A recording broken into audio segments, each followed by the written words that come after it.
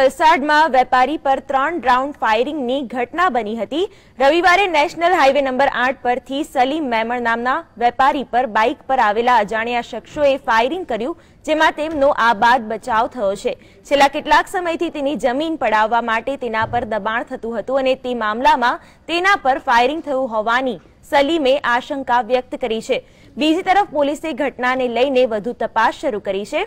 પોલીસને પ્રાપ્ત થયેલા સીસીટીવી ફૂટેજ પર આ ઘટનામાં મહત્વમાં સાબિત થાય તેમ શકે છે। 4:30 बजे के अप्रोक्स थे। मैं नवसारी से आ रहा था। मैं फ्रेश होने के लिए वॉशरूम में गया अपनी कार लेके। मैं जैसे ही खाने के लिए रेस्टोरेंट की तरफ बढ़ा तो बाइक लेके 2 लोग खड़े थे और उसमें से एक वसीम गाजी जिसने रिवॉल्वर निकाला और उसने मुझे शूट करने के लिए 3-4 फायरिंग किए। बट एक दमणना सलीम मेमण नामना रईसना ऊपर बाइक चालक અને એની પાછળ બેઠેલ ઈસમ દ્વારા 3